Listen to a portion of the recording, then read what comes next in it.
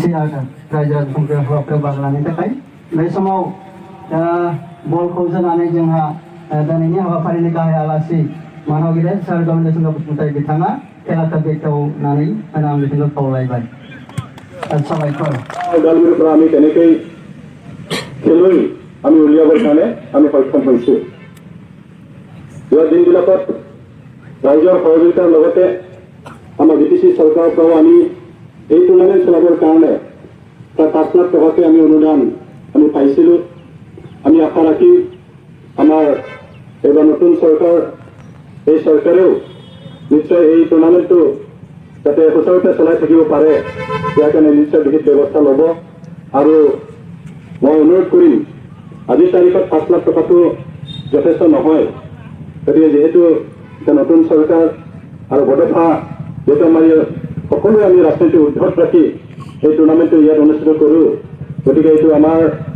কাৰণে এটা সুবৰ্ণ জড়িত সম্পৰ্কে ধন্যবাদ জনাই আৰু লগতে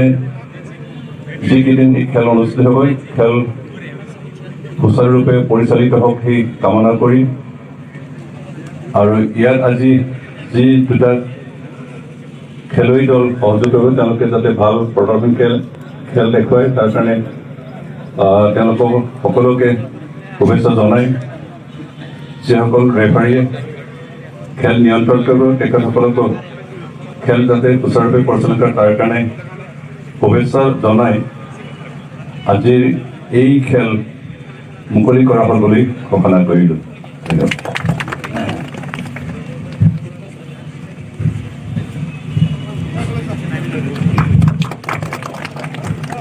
साबायखर थाबाय बिथांनिसिम फिल्डआव हाबनो खावलायबाय आरो लोगोसेनो जोङो जि गोजोननि जोंहा सेथियावनो दङ गाहाय आलासि सार गबिन्द चन्द्र बसुमतारी बिथां लोगोसे दुलाराय बर' फरायसा आफादनि आफादगिरि मानगिरि दिपेन बर' बिथां लोगोसे जोंहा मानगिरि UNB आफादगिरि रबीन्द्र बसुमतारी बिथां लोगोसे उदालगुरि जिल्ला बर' थुनलाइ आफादनि आफादगिरि मानिक चन्द्र बसुमतारी बिथां लोगोसे लेङाइ आफादगिरि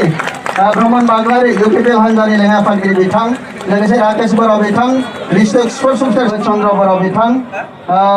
गासैबो गेदेमा बिथांमोनखौ साबायखर बावनाय थाबाय बे हाबाफारिखौ गोजोनै मावफुंनायनि थाखाय आरो बे समावनो जों गासैबो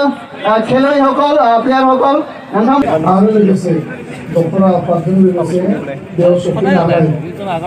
गुबुन ओनसोलनिफ्राय सफैनानै मानगोनां रायजो राजाफोर আমাৰ এই ওদালগুৰি অঞ্চলৰ सम्मानीय राइज गिबियावनो आङो बयनिसिमबो दुलाराय बर' फरायसा आफादनि जानानै गाहाम हामलायनायखौ आं बावदों आरो लोगोसेनो बड'फानि सोरगोआरि जिउनि आलो गोजोननि थाखाय आनान गसाइनाव आरज गाबदों जे बड'फाया बर' हारिनि बयजोंबो बिखायाव बिखुङाव बजबनानै लाजानाय सासे गेदेमा सुबुं जों जायखौ माहारिनि बिफा होननानै सिनायथि होदों आरो बड'फाया जोंनि स्वाभिमान बड'फाया जोंनि हारिनि सिनायथि बे सोमावसारनायनि मोनसे जारिमिन गुबुन गुबुन सोमावसारनाय जोंनि ओनसोलाव बे माखासे लामाजों जों हान्थिबोबाय आरो बेबायदिनो गणतान्त्रिक सोमावसारनायनि सासे गेदेमा दैदेनगिरि बर' हारिनि सिबिजाथाव बयजोंबो माहारिबादखौ फोथांना लाखिनाय माहारिबादनि थाखाय हाबा मावनाय आरो बर' हारिखौ बुहुमाव सिनायथि होनायनि थाखाय जिखिनि हाबा मावनानै गालांबाय दिनै बिथाङा जोंनि गेजेराव गैलिया नाथाय बिथांनि आदर्श सानथौ सानस्रि बिथाङा जि गेरेमसा बर' माहारि दानायनि जि सिमां लानानै